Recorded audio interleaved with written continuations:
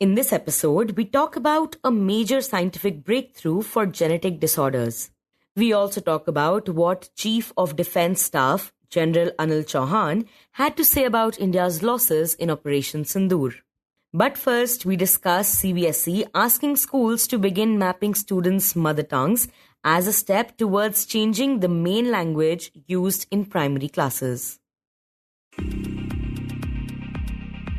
Hi, I am Niharika Nanda, and you are listening to Three Things, the Indian Express news show.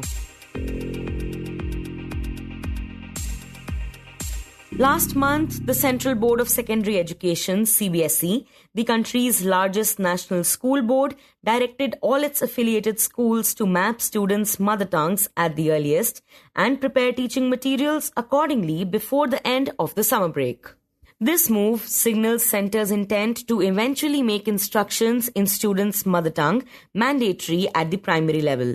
Right now, English is the main language of instruction in primary classes across CBSE schools, but the circular states in primary classes, teaching should be in the child's home language, mother tongue, or a familiar regional language. To discuss this move's implications and the possible changes, my colleague Shashank Bhargava speaks to the Indian Express's national education editor, Ritika Chopra. Ritika, why don't you begin by giving our listeners an overview about what the CBSE planning to do?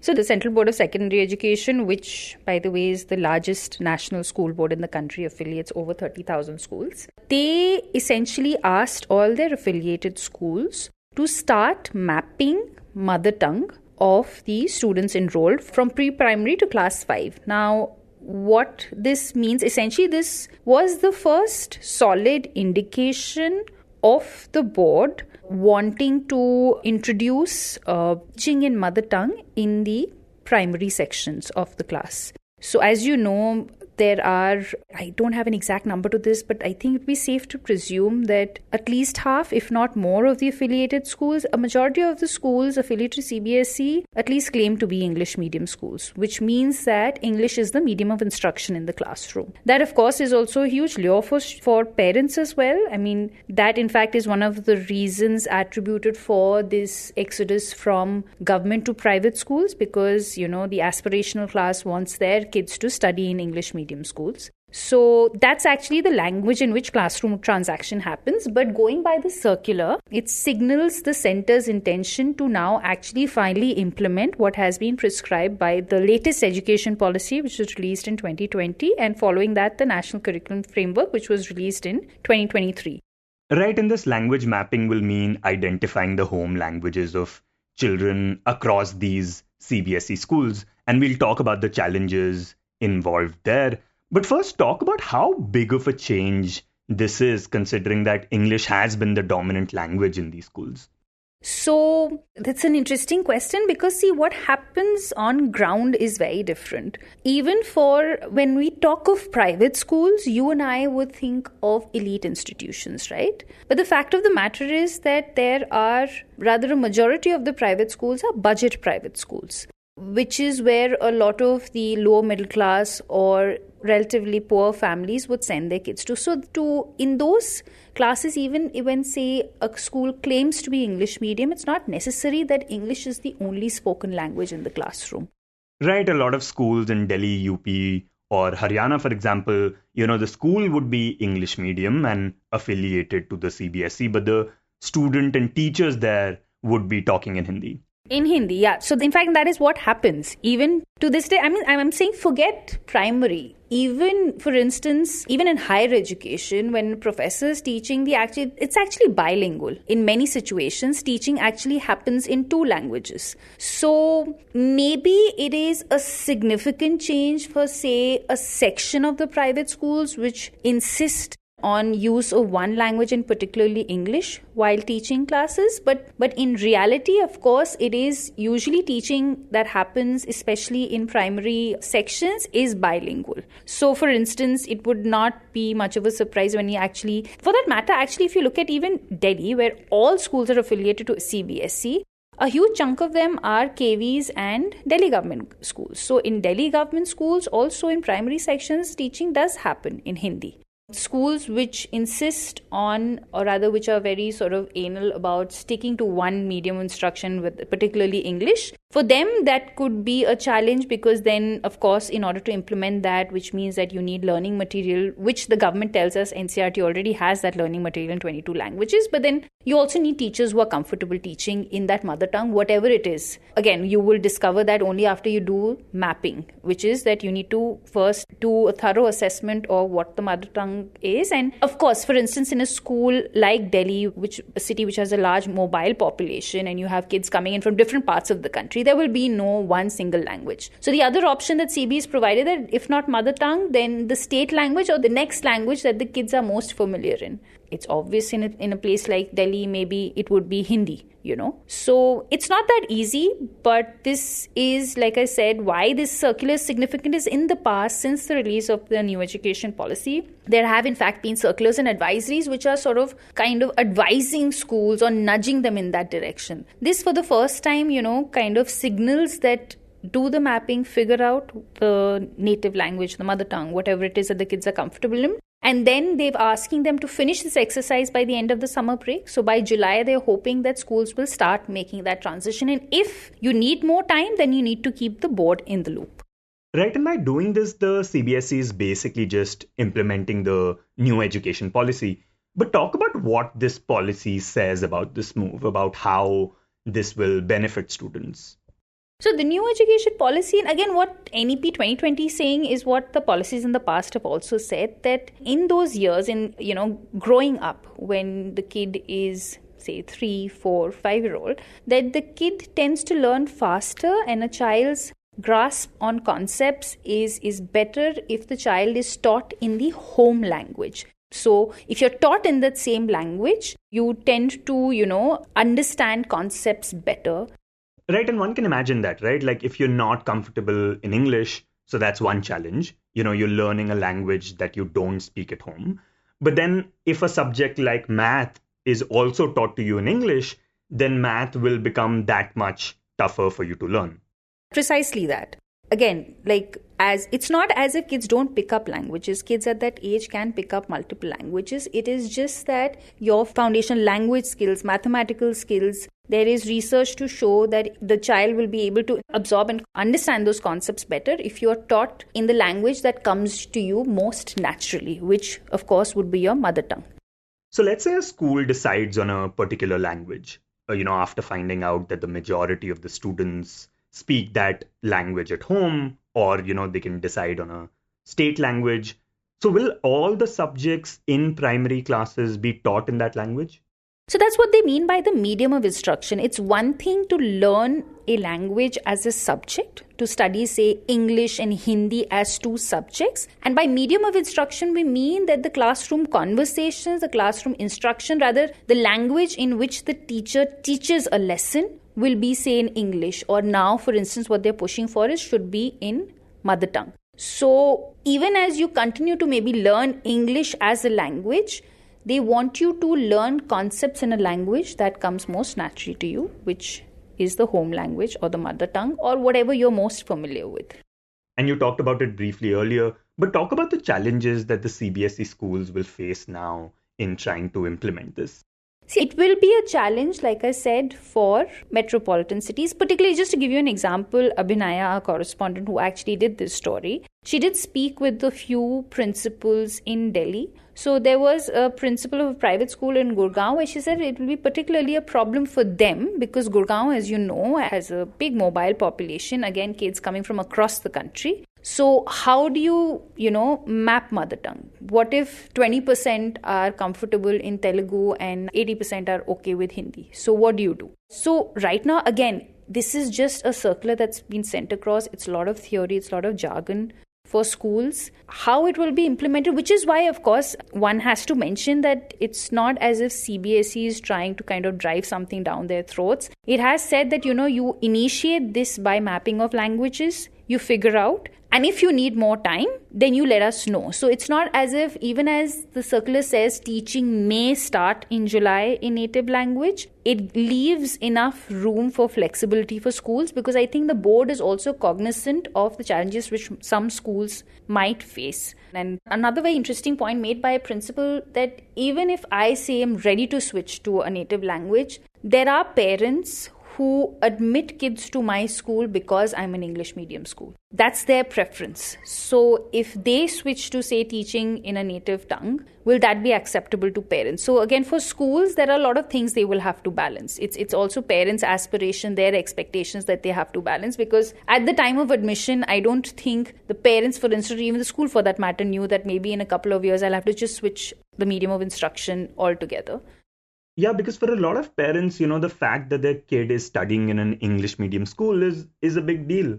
That's precisely the reason why, if you see, there are states in the south where they are actually even in government schools, they are switching over from the regional language to English, or rather have a section of their government school starts teaching in English, because they want to arrest this exodus that has started happening, where they feel that the aspirational class is pulling their kids out of government schools and admitting them to private schools because they want their kid to study in English. So you find that, for instance, if I'm not wrong, Andhra Pradesh is one of the states where a couple of years back, I'm not sure if they've been able to implement it successfully or not, but a couple of years back, they actually announced that for our government schools, the medium of instruction would be English. So, that's how big that pull is, that it's forcing state governments, in order to kind of stop this migration from government to private, for them to adopt this. So at such a time, when the NEP, there is a push for learning in mother tongue, but at the same time, for schools which continue to teach in mother tongue are facing this challenge where parents are pulling their kids out of school. So, it's complicated. It's not that easy. And, English is an aspirational language. And in some sense, this decision challenges that, right? Because you're saying that, it's not necessary for you to do your foundational learning in this language, and you should be taught in your mother tongue. See, honestly, okay, let's take the example of Sardar Patel. It's an elite school, and for our listeners here, Sardar Patel Vidyalaya is a private school in Delhi, and it's one of those very rare instances where this is a private school where, aside from the aspiration families, but even the rich would really kind of try hard to get their kids into. In a school like that, teaching up to class 5 happens in Hindi, which doesn't mean that kids of SPV struggle, eventually when they step into the job market or not, which actually proves the point of this academic research, that the idea is to teach them concepts well up to a certain class. After that, if they switch over to any other language, the idea is to ensure that their foundational skills are strong. And frankly, if you remember this, before the proliferation of private schools, where majority of the children were, our parents' generation, most of them went to government schools, teaching always happened. I'll just give you a personal example. My father studied up to class 5 in Punjabi, and they learnt the English alphabet in class 6. It's not as if they even studied English as a language growing up, or even in the first couple of years. And he's pretty fluent right now. So it's not that because he did not even know the English alphabet for the first 5 years of schooling that he's struggling later on in life. So those fears and apprehensions honestly are misplaced. But like I said, for schools, again, there will be a bit of a tussle. They may feel pulled in different directions because parents may want, because there's still that impression that, if you're going to study in English, there's something that you should maybe learn from kindergarten or whatever, class 1. But that does not necessarily ensure fluency, better understanding. You'd rather have, like I gave you the example of SPV, one of the best schools in the city, insists on teaching in Hindi up to class 5. And yet again, you speak to any class 12 SPV student, it's not as if they're struggling to express themselves in Hindi or in English. In fact, it's better. They're equally adept at expressing themselves in Hindi and in English. And next, we talk about a major scientific breakthrough. Last month, a 9-month-old boy became the first known person to successfully receive a custom gene editing treatment. According to a report published in the New England Journal of Medicine, the infant, Kyle K.J. Muldoon Jr., suffered from CPS1 deficiency, a rare genetic disorder that causes toxic levels of ammonia to accumulate in the blood. To treat him, scientists and doctors from the University of Pennsylvania and Children's Hospital of Philadelphia developed a new version of the decade-old CRISPR technology. Okay, so CRISPR gene editing, is a tool which was devised around 2012, and it takes its name from an immune system which is found in microbes such as bacteria. That's the Indian Express's Alind Chauhan who wrote about the case for the paper. So they have CRISPR immune system which helps them fight invading viruses. So basically what happens is when a virus infects a bacterial cell, their immune system, CRISPR, helps establish a memory. And it's a genetic memory. And whenever the same kind of viruses attack the same bacteria again, this immune system remembers the virus and helps them fight it. Now, it is this mechanism that scientists have replicated to develop the gene editing tool, which is called CRISPR-Cas9. So, CRISPR-Cas9 gene editing tool works like cut, copy, paste systems in our computers. Okay. Now, what happens is, in humans, in living beings, genetic information in DNA is stored in form of code. Now, these codes are made up of 4 chemical bases, A, G, C, T. And what essentially happens is these bases exist in pairs and they are always stacked on top of each other, creating a horizontal layer of, double helix structure of DNA. Now, we have to note that these bases are always in pairs and there is a certain kind of pair that has to exist. So A will always pair with T, C will always pair with G. But this does not happen in the case of genetic disorders like the kind that KJ was suffering from.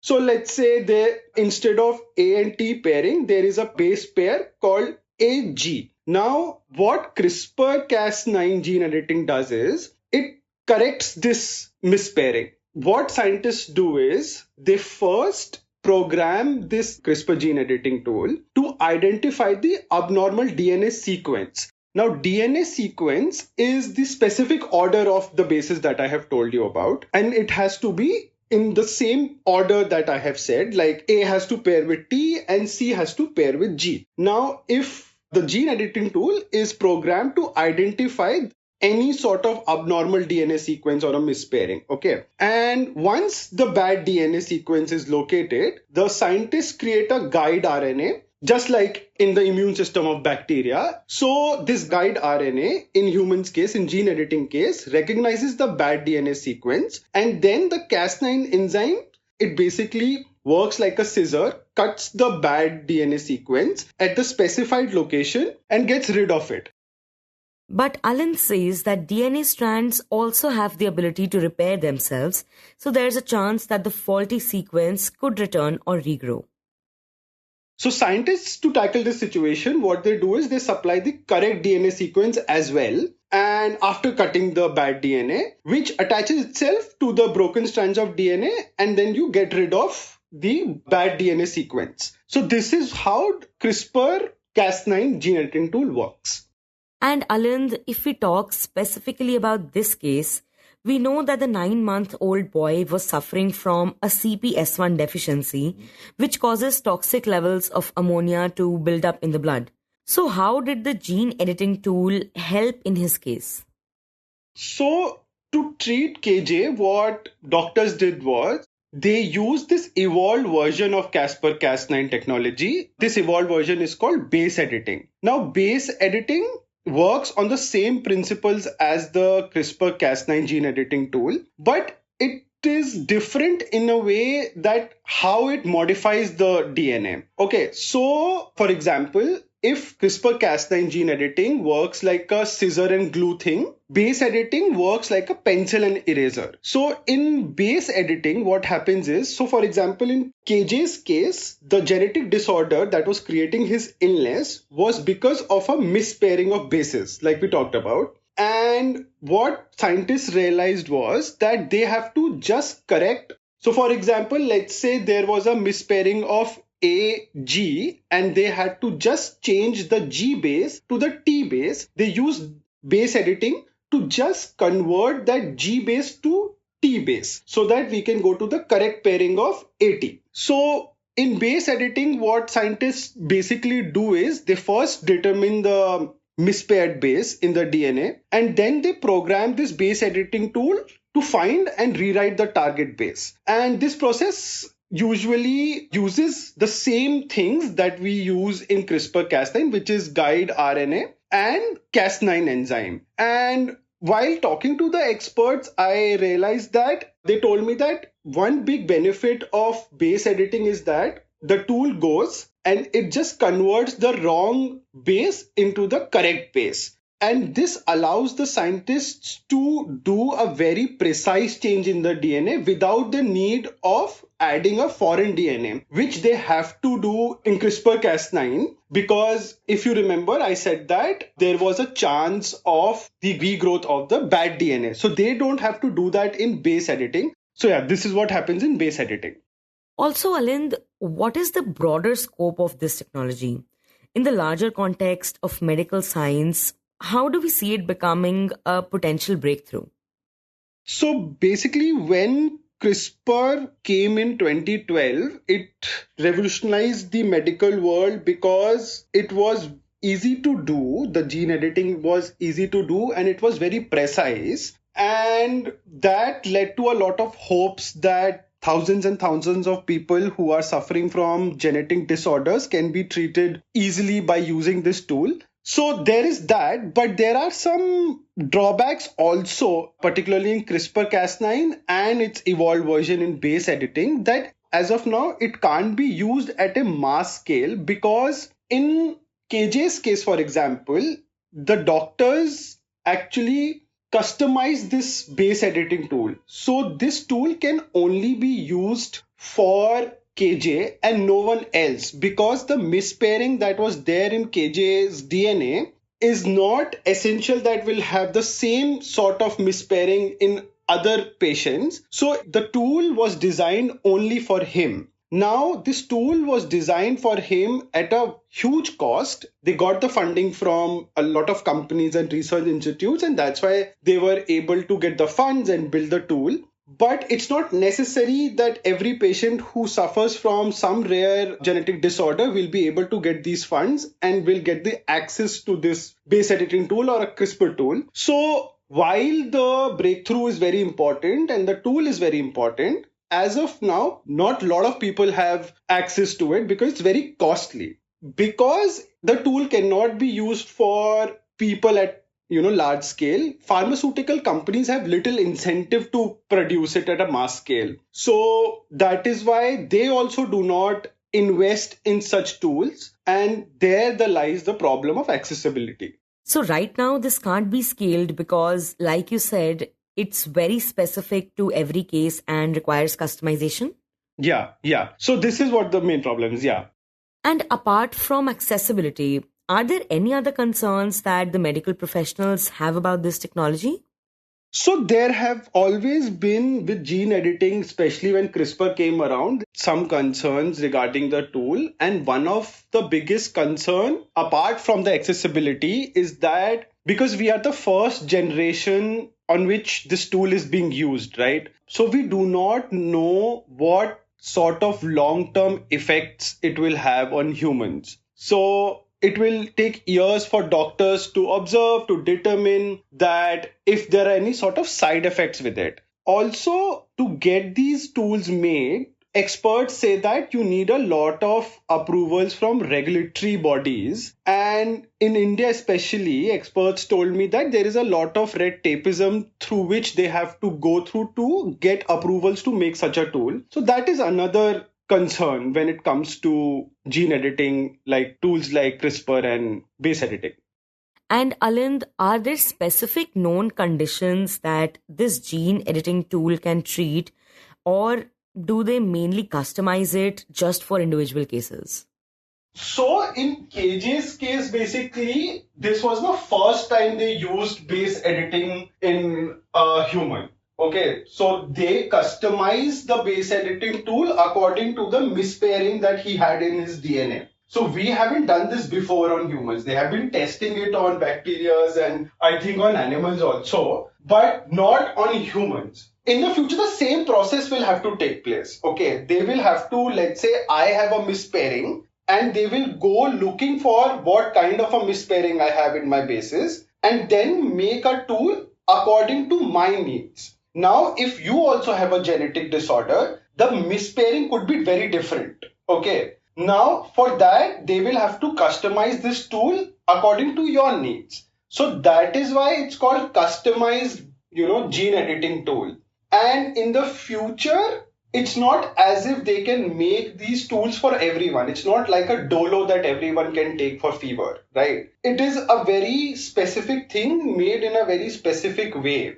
And because, like in KG's case, these genetic disorders are very rare, as far as I know, that you will always have to make these tools in a customized way. So that is the issue. There are some other genetic disorders also which are quite common. For them, you can use generic gene editing tools like CRISPR only. But for these sort of genetic disorders which are very rare, there is no other way around.